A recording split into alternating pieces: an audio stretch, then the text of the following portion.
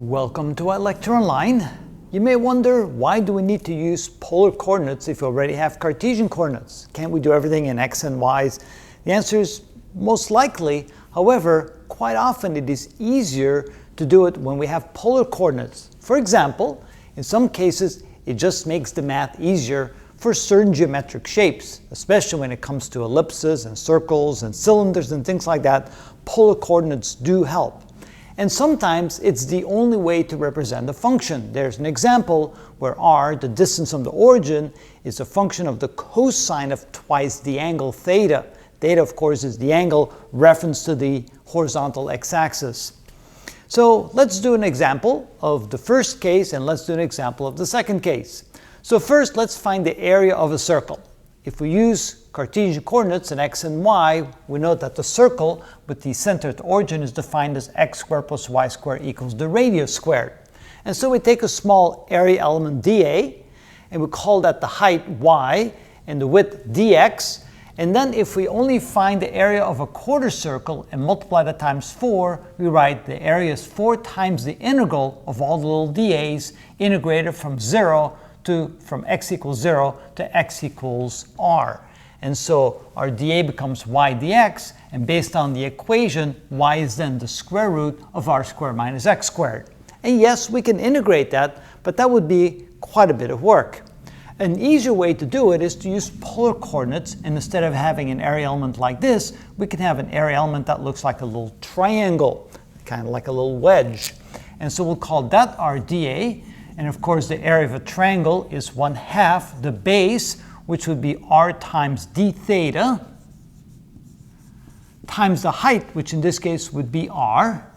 And so in this case, we can say that the area A is equal to the integral, and we're going to integrate through an entire full circle. So we'll call this theta. We call this small little distance in angle, we'll call that d theta. So we're going to integrate all the way around the circle from 0 to 2 pi.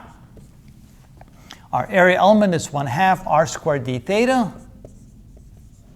And of course, r is a constant, a half is a constant, all that comes outside the integral sign. So this becomes equal to 1/2 r squared times the integral from 0 to 2 pi of d theta.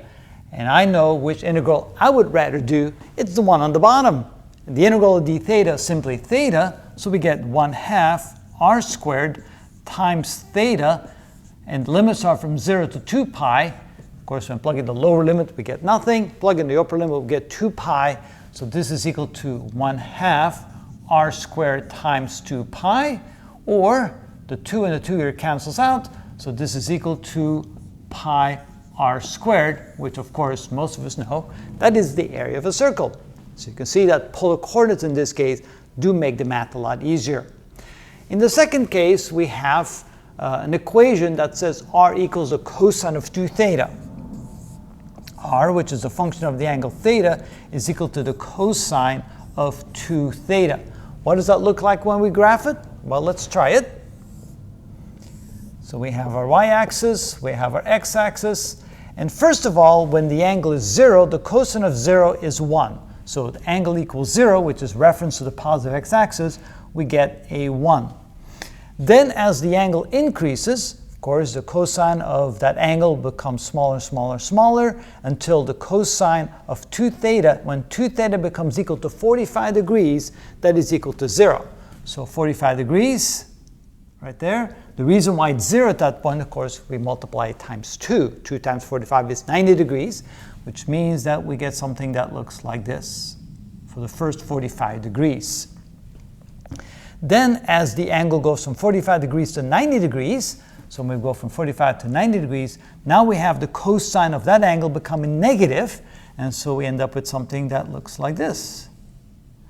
Until we have an angle of 90 degrees, 2 times 90 degrees is 180 degrees, and the cosine of 180 is -1. That's why we end up over there. If we just continue doing that, you'll see that the function then continues. It will look like this, like this, like this, like this, and like this, and back to where we started. And so we kind of have a 4-leaf clover in that case. So these are just some examples to give credence to the argument that yes, we do use polar coordinates, first of all, because it's a neat form of mathematics that we should be familiar with, and second of all, it does offer some great ways of solving some problems in a lot easier way than if we try to use a different coordinate system. That's why we do it like this.